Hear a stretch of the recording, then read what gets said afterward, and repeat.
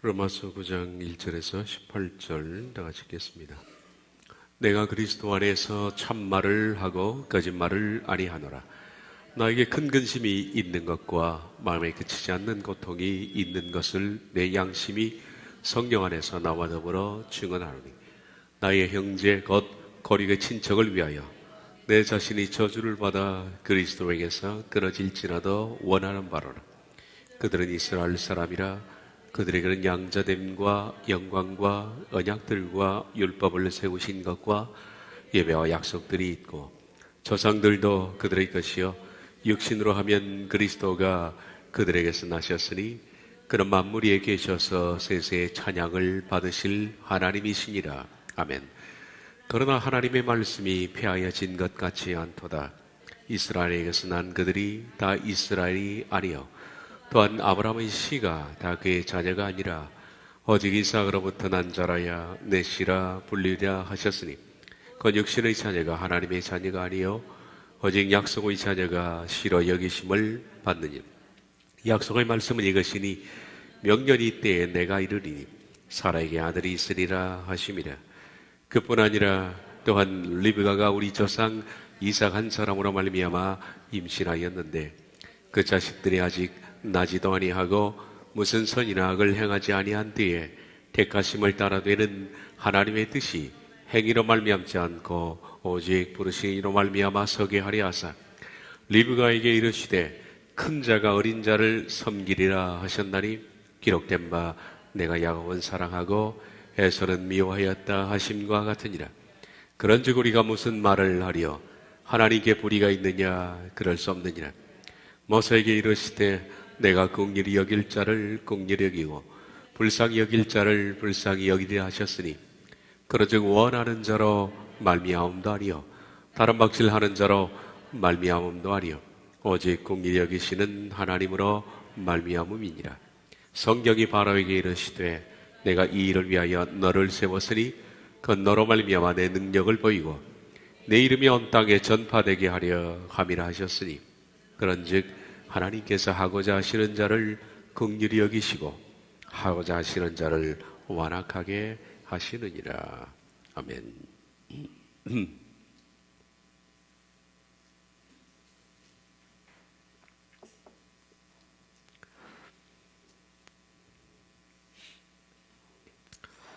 지난주 강의에서 로마서 8장 39절까지 바울은 구원에 관한 논증을 다 마쳤습니다. 8장 끝까지. 로마서 1장부터 8장까지는 참으로 위대한 구원에 대한 논증입니다. 그것은 대장정입니다. 그리고 말미에 그는 자신도 경주자의 한 사람으로 돌아가서 단호하게 그 길을 갈 것이라고 천명을 하고서 마쳤습니다. 그래서 우리 바울의 고백이라는 대목으로 것을 봤습니다. 다시 한번 바울의 천명을 보겠습니다. 누가 우리를 그리스도의 그 사랑으로부터 분리할 것입니까? 고난이 혹은 곤궁이 혹은 핍박이 혹은 기근이 혹은 벌거벗음이 혹은 위험이 혹은 검이, 기록된 것처럼 당신을 위하여 우리는 하루 종일 죽음에 직면하고 있으며 도살당할 양같이 여김을 받고 있습니다.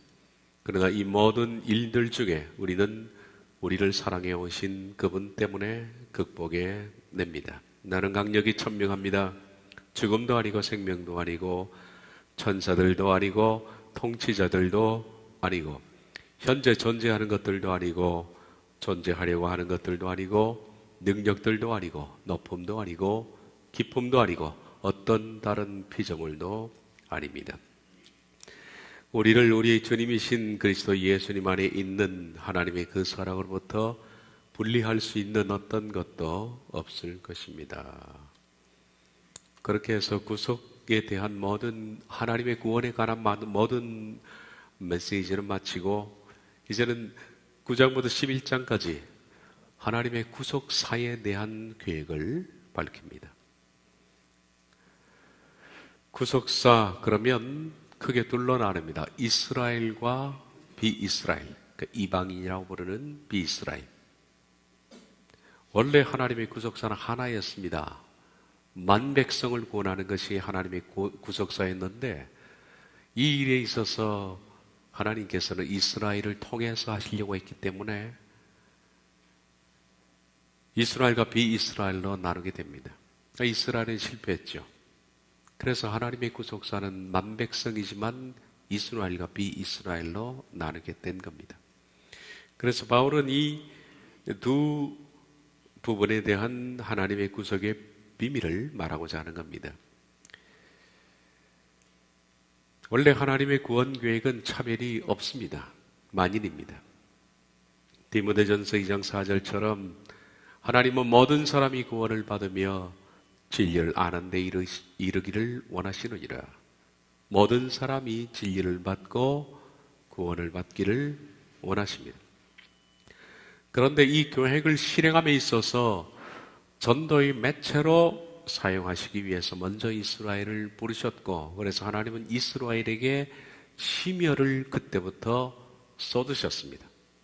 한 민족을 하나님의 전도자 집단으로 만들기 위해서 말씀도 주시고 율법도 주시고 그들에게 제도도 주시고 선지자를 통해서 무수히 말씀하셨습니다. 그러나 이스라엘은 그 부르심에 실패하고 말고 이방인에 대한 하나님의 계획을 좌절시키고 말았습니다. 그래서 하나님께서는 구원의 매체로서 이스라엘이 아니라 이스라엘을 대신하는 교회를 부르셨습니다. 12지파를 대신하는 12사도를 통해서 이방의 교회를 세우셨고, 그 교회를 통해서 이제는 이스라엘도 이방도 불러내실 작정을 하셨다. 그렇다면 이 구속사의 매체로 하나님이 부르셔서 한때는 하나님이 그들에게 선지자도 보내고 율법도 주시고 각종 제사제도 주셨지만은 그 일에 실패하고 말았던 이스라엘은 어떻게 되는 것인가? 이스라엘은 바울의 동족입니다. 자신의 동족은 어떻게 되는가? 구원에 대한 매체로 불림을 받은 그들을 하나님은 사역에 실패했기 때문에 버리셨는가 하는 그런 고민을 하게 됩니다. 바울은 그 당시 상황으로 보면 이스라엘은 마치 버린 것처럼 느낌을 받았습니다. 왜냐하면 하나님께서 이방 교회를 세우시고 이방인들을 하나님의 백성으로 부르시고 있는 가운데 이스라엘에 대해서는 구원의 역사가 펼쳐지지 않았습니다. 그래서 바울은 보기에 마치 이스라엘이 버림받은 상태처럼 여겨졌다라는 겁니다. 그렇지만은 우린 하나님의 구속의 계획이 이스라엘에게 끝나지 않았다는 그 얘기를 바울에게서 듣게 됩니다. 하나님께서는 어떤 구속사의 계획을 갖고 계신지 우리들은 바울을 통해서 그 비밀을 듣는데, 하나님께서 장차 이루시고자 하는 그 교회는 먼저 이스라엘을 통해서 이방을 불러내셔서 교회를 이루시고 했던 꿈들이 깨어지면서 이제는 이방을 통해서 이스라엘을 불러내는 그런 구속사의 계획으로 바뀌게 된 겁니다. 바울은 먼저 자신이 지금 이스라엘 동족 때문에 고통을 심히 당하고 있다라고 말했습니다. 1절에 내가 그리스도 안에서 참말을 하고 거짓말을 아니하노라. 나에게 큰 근심이 있는 것과 마음에 그치지 않는 고통이 있는 것을 내 양심이 성령 안에서 나와 더불어 증언하노니. 두 가지 말씀이었습니다. 첫째는 계시의 진실성이다. 9장부터 11장까지는 내 말이 아니라 하나님의 계시다. 내가 그리스도 안에서 진리를 말하고 거짓말을 하지 않는다. 이 거짓말은 내 말입니다. 이건 내 말이 아니고 참말은 진리인데, 진리란 뜻입니다. 이것은 그리스도께서 내게 주신 진리다. 계시라는 겁니다. 그러므로 바울이 받은 구속사의 모든 하나님의 계획은 그것은 계시고 그리스도께서 직접 내게 주신 것이며 내 말이 아니다 라는 것을 강조하는 것이고, 두 번째 9장 하반절에는 1절 하반절에는 자기 동족에 대해서 자기는 몹시 고통스러워하고 있다라고 말하는 겁니다. 나에게 큰 근심이 있는 것과 마음에 그치지 않는 고통이 있는 것을 내 양심이 성령 안에서 나와 더불어 증언한다. 바울은 동족 때문에 크게 근심하고 있고 항상 마음의 고통이 끊이지 않았습니다.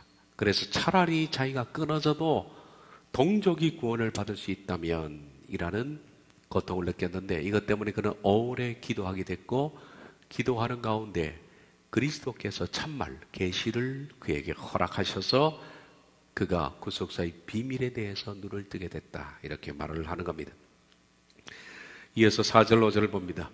이스라엘은 누군가? 그들은 이스라엘 사람이라 그들에게는 양자됨과 영광과 언약들과 율법을 세우신 것과 예배와 약속들이 있고 조상들도 그들의 것이요 육신으로 하면 그리스도가 그들에게 나셨으니 그는 만물 위에 계셔서 세세히 찬양을 받으실 하나님이시니라. 아멘. 이스라엘을 버렸는가? 한때 구원의 매체로 부르신 그들을 하나님이 버리셨는가?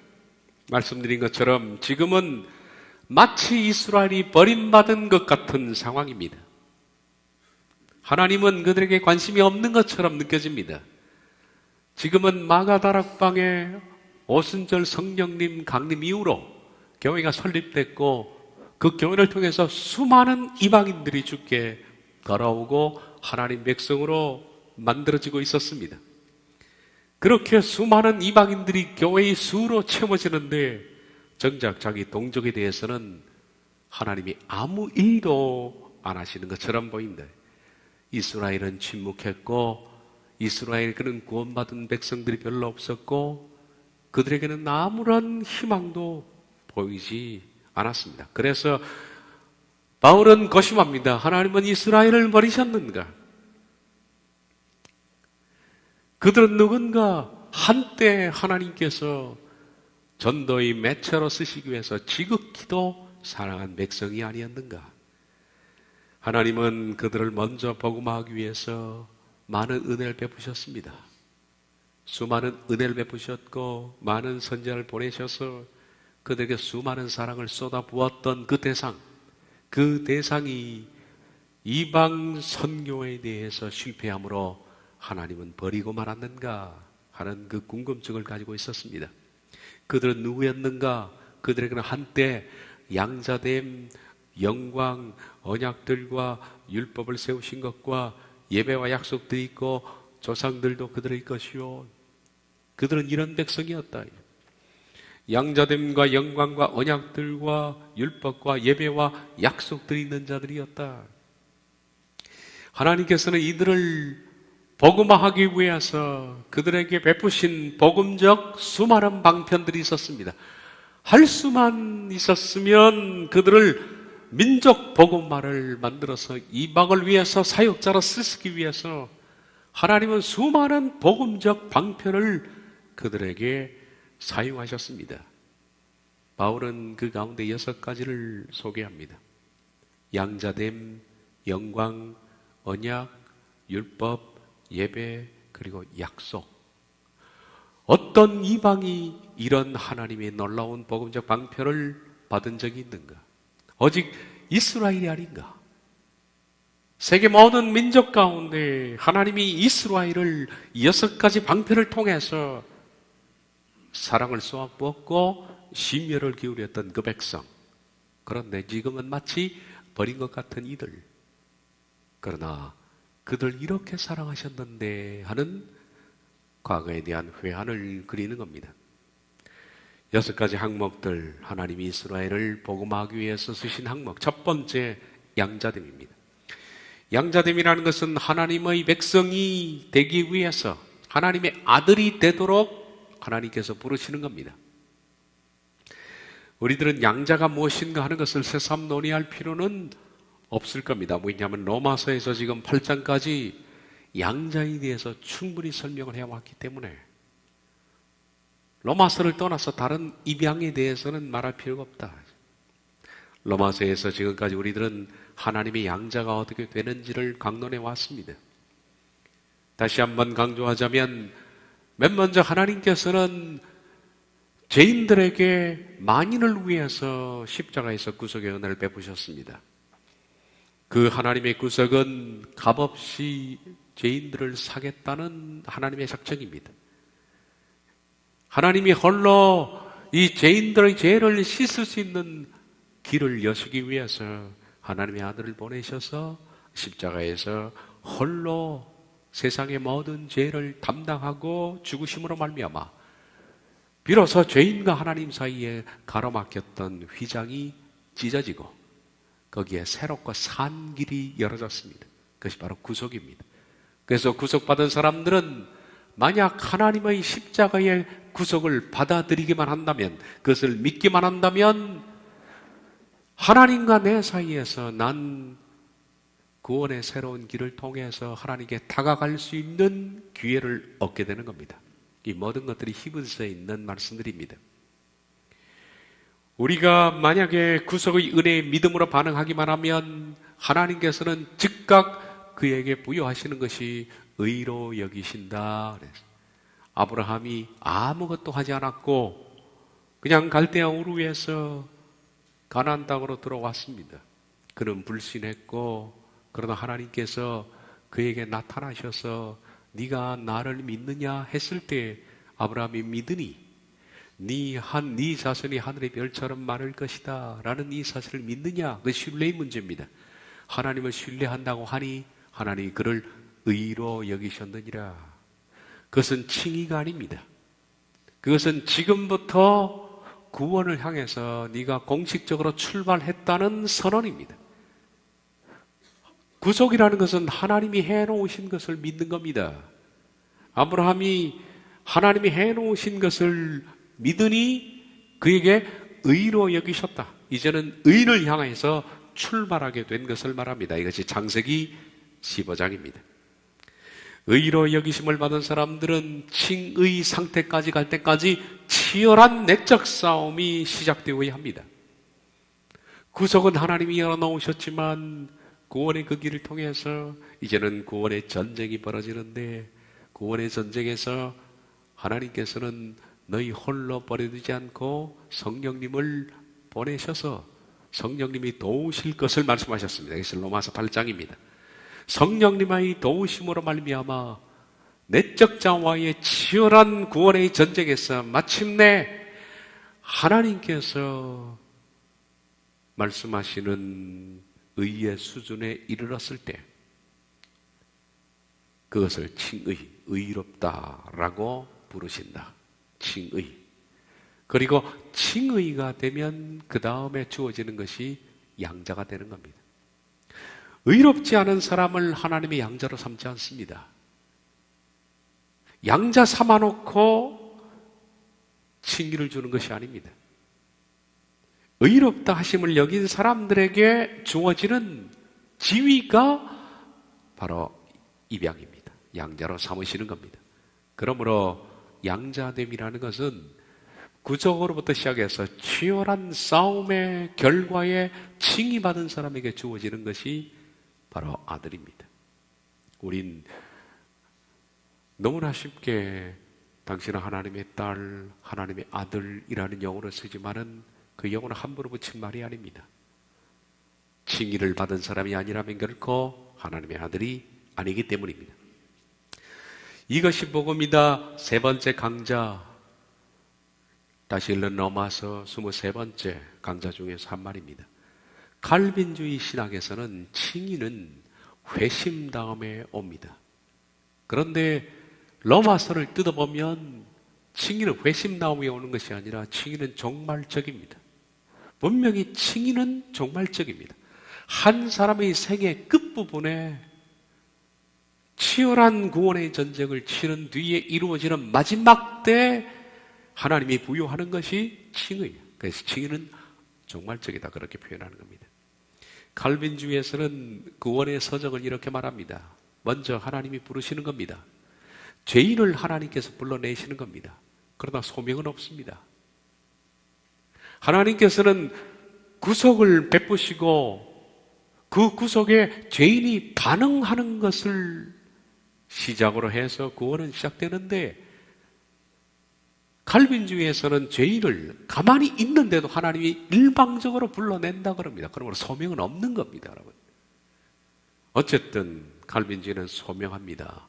소명해서 중생, 거듭나게 만드는 겁니다. 중생은 죄인이 결정하는 것이 아닙니다. 하나님이 결정해버린 겁니다. 불러내시고, 일방적으로 하나님이 죄인을 불러내시고 창세전에 택한 자니까 그를 거듭나게 하시고 그를 회심시키는 겁니다. 이것도 죄인이 회심하는 것이 아니라 회심시키는 겁니다. 회심시킨 다음 바로 그에게 칭의를 부여한다, 이렇게 칼빈주의가 말합니다. 그러니까 회심은 머리의 문제입니다. 아, 내가 죄인이구나 라는 것을 인정만 하면 바로 의롭다 라는 칭의가 주어지는 겁니다. 칭의된 사람을 양자로 입양합니다. 수양이라는 것은 양자가 되는 겁니다. 하나님의 아들이 되는 겁니다. 아들을 만들어 놓고 그 다음에 성화를 시킨다. 성화는 죄인이 하는 것이 아니라 하나님이 시켜버리는 겁니다.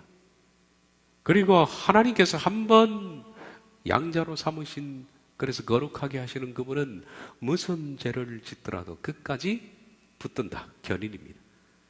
그래서 끝까지 붙던 그를 마침내 영화롭게 한다. 그러므로 칼빈주의의 구원의 서적은 인간이 할 것이 없는 겁니다. 그런데 로마서에 말씀하시는 구원의 서적은 다음과 같았습니다. 먼저 인간을 향해서 하나님께서는 구속을 베푸셨습니다. 이까지는 바로 하나님이 하신 겁니다.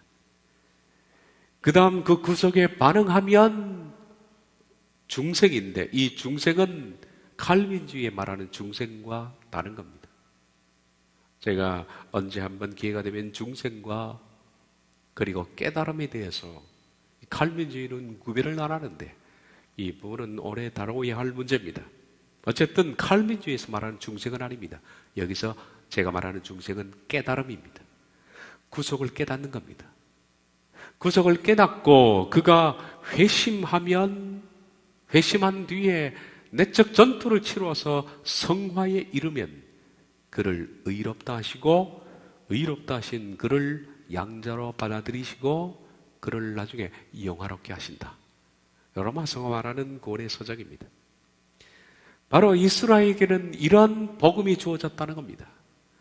이방은 이 양자됨의 복음을 몰랐습니다. 근데 하나님께서는 구약을 통해서 이스라엘에게 양자됨의 복음을 이미 하나님을 주셨다. 이스라엘만큼 놀라운 구속의 구원의 비밀을 받은 사람이 누구냐 하는 거예요. 한때 그들은 양자됨의 복음을 받은 사람들이 아닌가. 이렇게 하면 양자가 될 수 있다라는 이 복음을 그들이 받았다는 겁니다. 두 번째, 영광입니다. 이방인 없지만은 이스라엘에게는 영광이라는 매체가 있었다. 영광이라는 것은 뭐냐 하면 하나님께서 인간에게 자신의 존재를 드러낼 때 하나님이 사용하신 방편, 이것이 영광입니다. 어려운 단어일지도 모르겠습니다. 보이지 않는 하나님께서, 하나님은 원래 영광스러운 분입니다. 영광스러운 분께서 죄인에게 나타나면 이 죄인은 즉사하게 되어 있습니다. 그래서 하나님은 인간에게 직접 자신의 존재를 보일 수가 없는 겁니다. 모세도 하나님의 존재를 볼 수가 없습니다. 모세가 하나님께 하나님을 보여주십시오. 하나님 말씀하시기를 나를 보고 살 자가 없느니라. 하나님은 인간에게 자신의 모습을 보일 수가 없습니다. 존재를. 그래서 볼 수 없는 하나님을 인간이 볼 수 있도록 하나님이 나타낸 방편들, 뭐가 있을까요? 바로 구름입니다. 구름은 하나님이 아닙니다. 그러나 구름을 통해서 사람은 저기 하나님의 임재가 계시구나 라는 것을 간접적으로 느낄 뿐입니다. 그래서 그것이 성막구름이 되고 불기둥이 되고 했던 겁니다. 임재 방편. 물론 이 임재 방편에는 구름 외에도 불도 있고 폭풍도 있습니다. 엘리야는 폭풍 가운데 그리고 불 가운데 세미한 음성 가운데 하나님의 임재를 느끼기도 그렇게 했죠.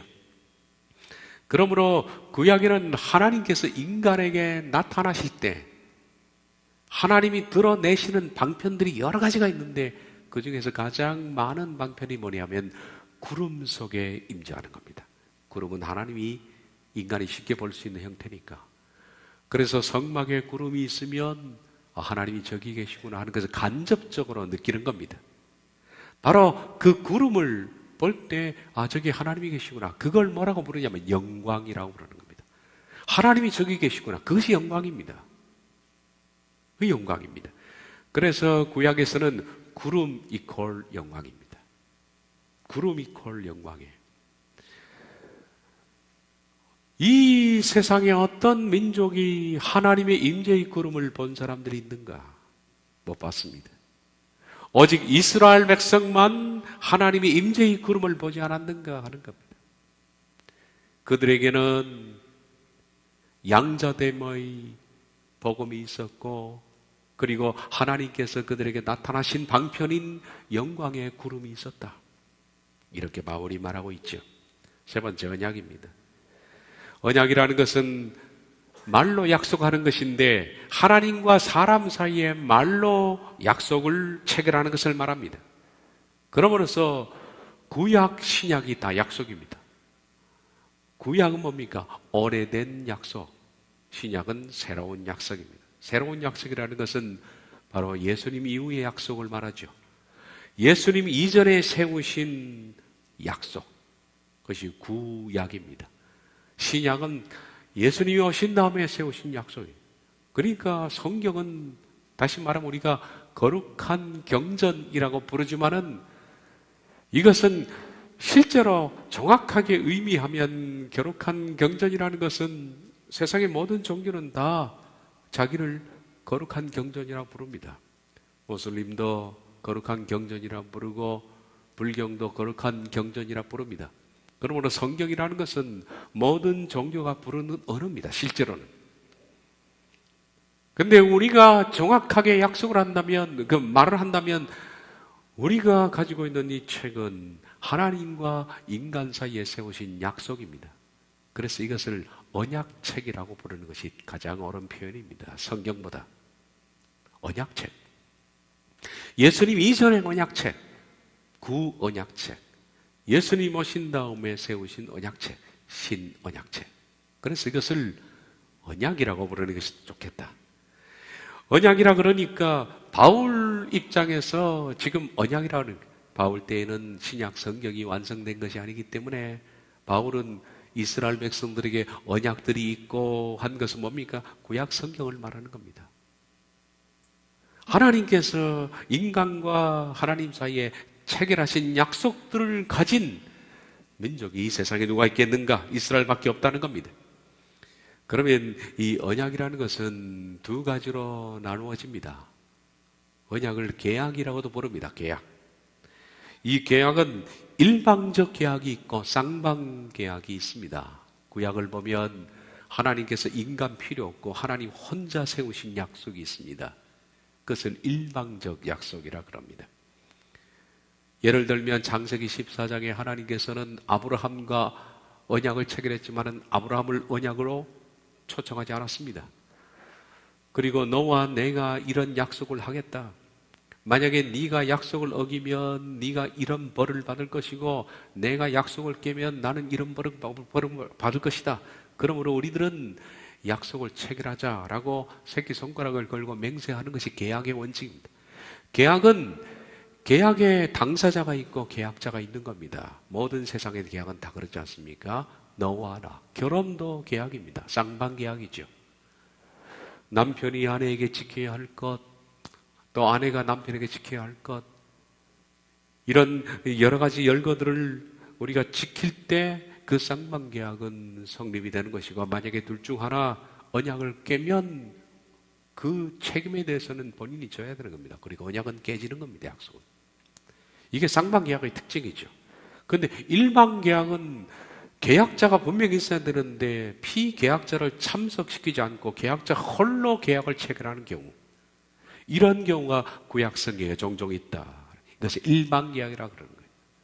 말씀드렸던 창세기 14장에 아브라함을 참여시키지 않고 아브라함이 홀로 지쳐 쓰러진 가운데 하나님께서는 쪼갠 고기 사이를 홀로 지나시면서 혼자 약속하신 것.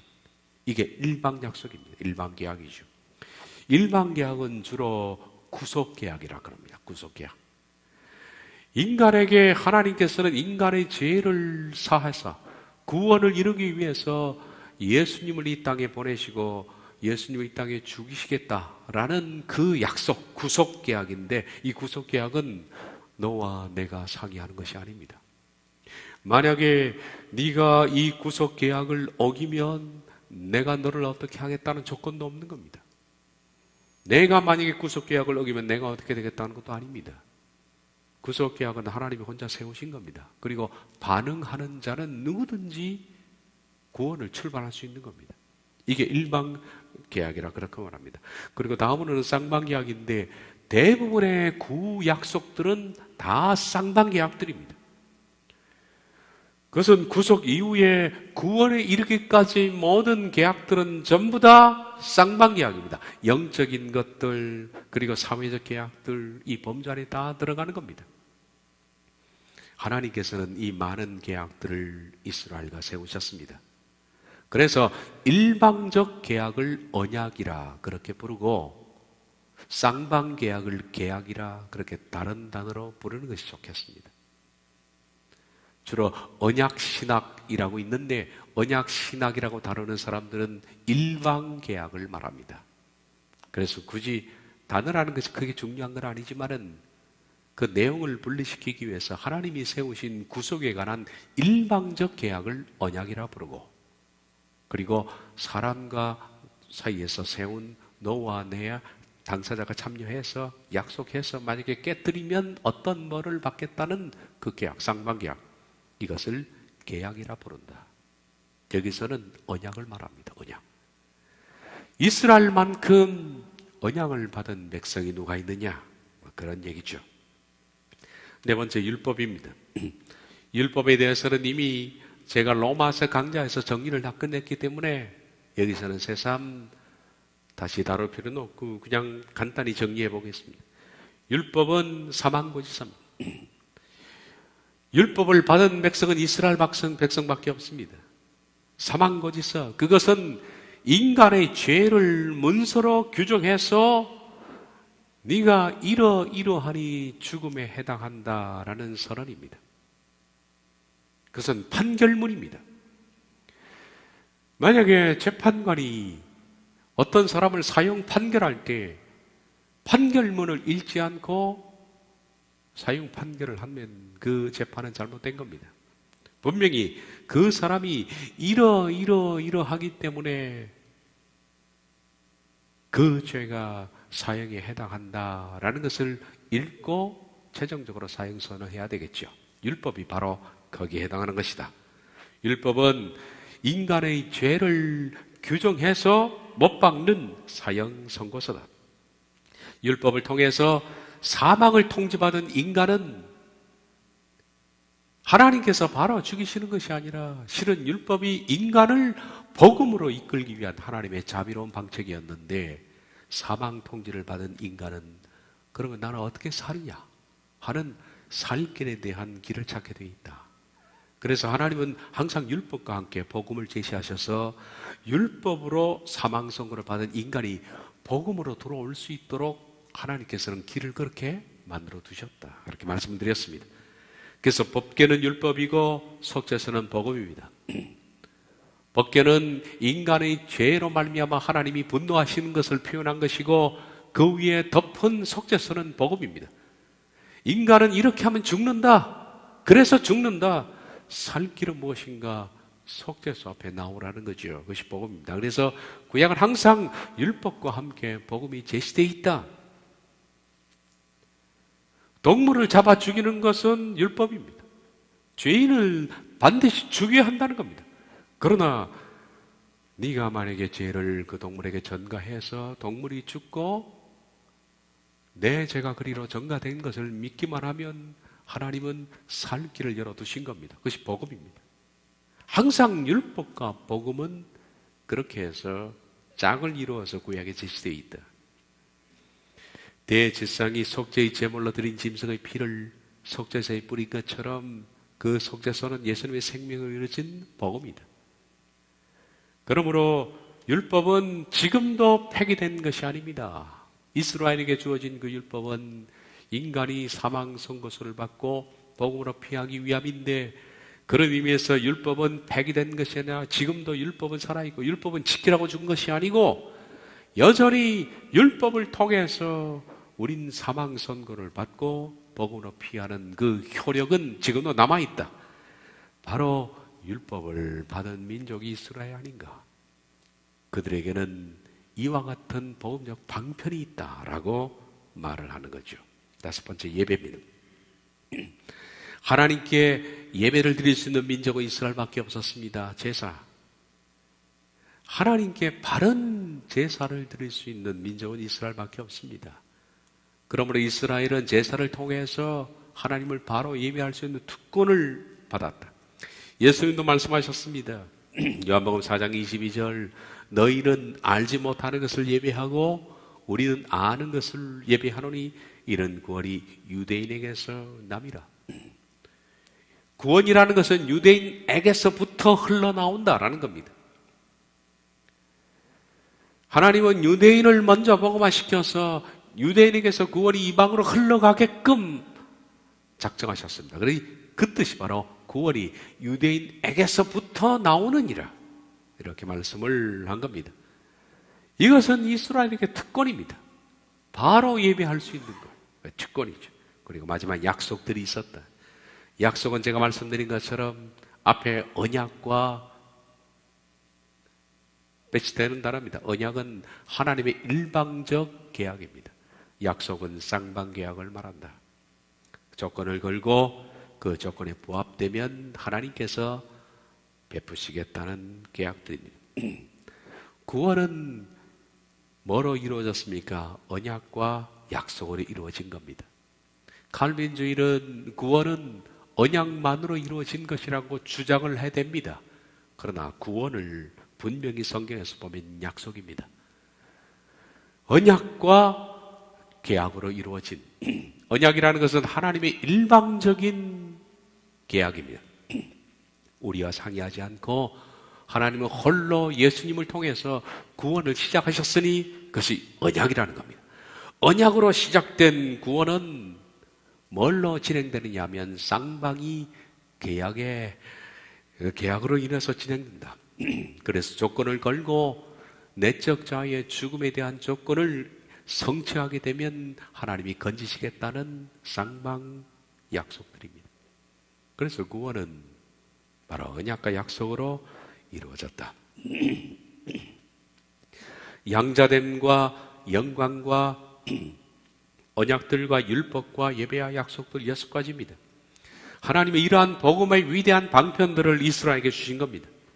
게다가 하나님은 그리스도까지도 이스라엘에게서 나게 하셨다. 9장 5절 하반절, 육신으로 하면 그리스도가 그들에게서 나셨으니 그는 만물에 계셔서 세세의 찬양을 받으실 하나님이십니다. 하나님은 이처럼 모든 사람을 구원하기 위해서 전도의 매체로 이스라엘을 부르셨고, 그들이 복음화하도록 하기 위해서 하나님은 참으로 놀라운 6가지 구원의 방편을 주셨습니다. 그리고 끊임없이 그들에게 은혜를 베푸셨고 그들을 불러내셨습니다. 이렇게 헤아릴 수 없는 큰 은혜를 받은 백성이 누구냐? 한때는 그렇게 받았는데, 한때는 지금 그들은 완전히 구원이 차단된 것처럼 보입니다. 한때는 이처럼 놀라운 구원의 방편을 받았던 그들이 지금은 완전히 차단되었습니다.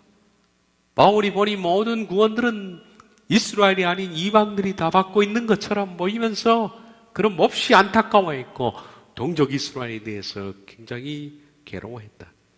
하나님은 완전히 이스라엘과 단절하셨나?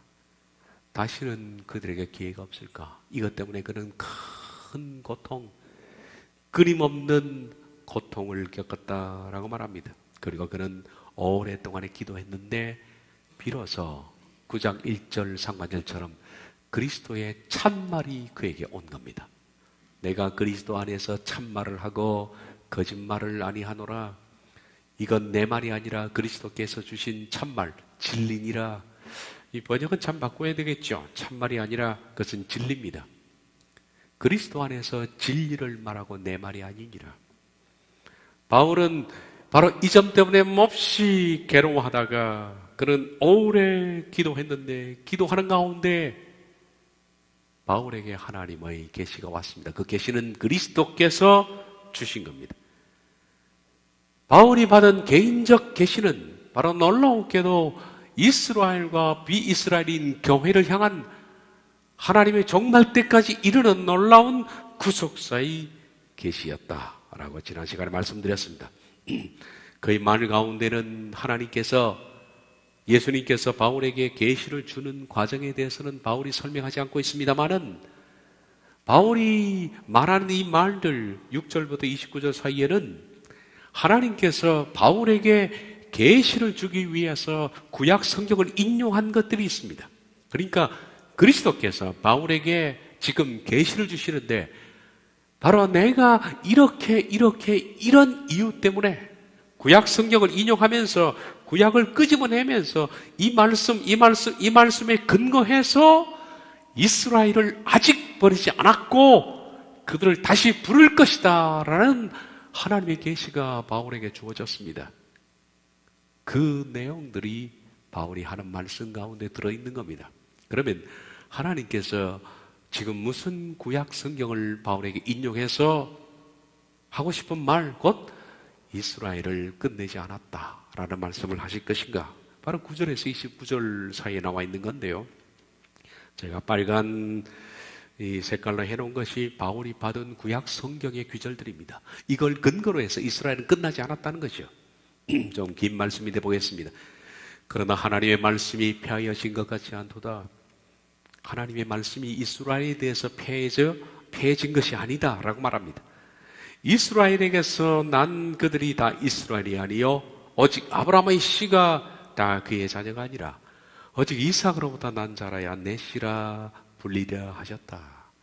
하나님께서 그에게 이 말씀을 인용하셨습니다. 이 말씀에 근거해서 곧 육신의 자녀가 하나님의 자녀가 아니요 오직 약속의 자녀가 씨로 여기심을 받느니라.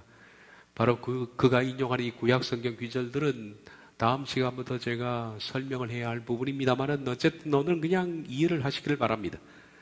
약속의 말씀은 이것이니 명년 이때에 내가 이르리니 사라에게 아들이 있으리라 하심이라. 이 말씀 그뿐 아니라 또한 리브가가 우리 조상 이삭 한 사람을 말미암아 임신하였는데 그 자식들이 아직 나지도 아니한 때에 아니하고 무슨 선이나 악을 행하지 않은 때에 택하심을 따라드는 하나님의 뜻이 행위로 말미암지 않고 오직 부르신 이로 말미암아 서게 하려 하사 리브가에게 이르시되 큰 자가 어린 자를 섬기려 하셨나니 기록된 바 내가 야곱을 사랑하고 에서는 미워하였다 하신 것 같으니라. 이 말씀을 인용하면서 큰 자가 어린 자를 섬기고 내가 야곱을 사랑하고 에서는 미워하였다 이 말씀을 주시면서 하나님 하시는 말씀이 뭐라고요? 이스라엘은 패해진 것이 아니다.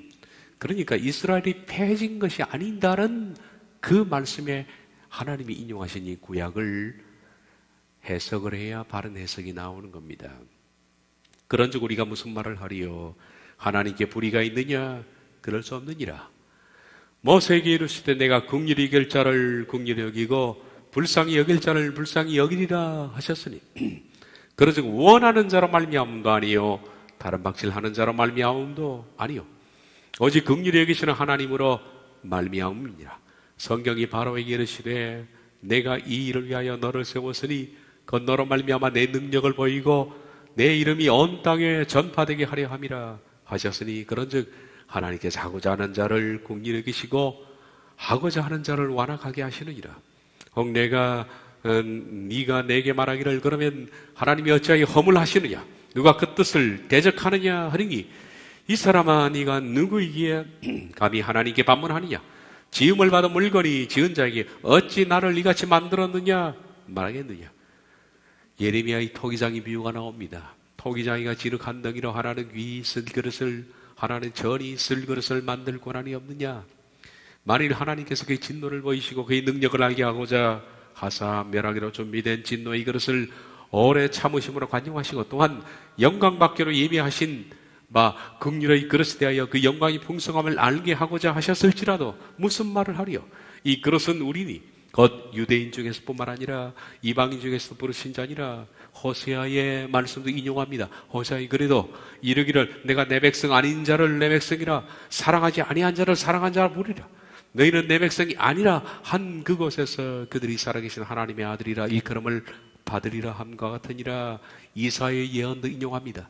이사야가 이스라엘에 관하여 외치되 이스라엘 자손들의 수가 비록 바다의 모래가 될지라도 남은 자만 구원은 받으리니 주께서 땅 위에서 그 말씀을 이루고 속히 시행하리라 하셨느니라. 또한 이사야가 미리 말한 바 만일 만군의 주께서 우리에게 씨를 남겨주지 아니하시더라면 우리가 소돔같이 되고 고모라와 같았으리라 함과 같으니라. 이와 같은 구약 성경들 쭉 보셨죠?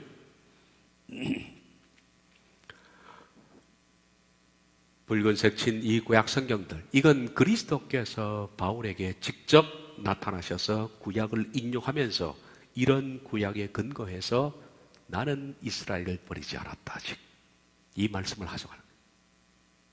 그래서 바울이 이 계시를 통해서 말하는 겁니다. 하나님은 버리지 않았다. 그러면 장차 이스라엘은 어떻게 되느냐? 그것이 바로 11장까지 연결되는 말씀이죠.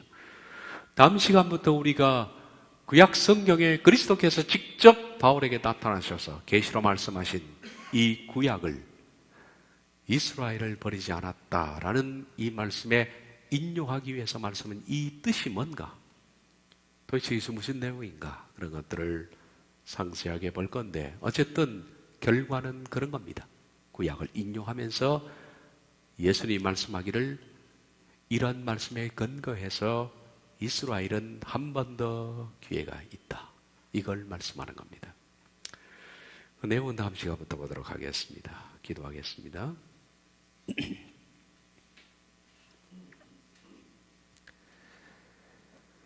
바울을 통해서 하나님의 위대한 구원의 말씀이 끝나고 이제는 이스라엘과 비이스라엘에 대한 구속사에 대해서 예수님이 주신 계시를 바울을 통해서 우리가 읽고 듣고 이해하게 하심을 감사합니다.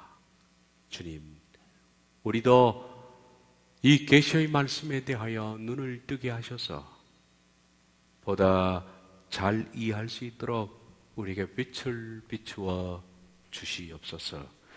예수님의 이름으로 기도하옵나이다. 아멘.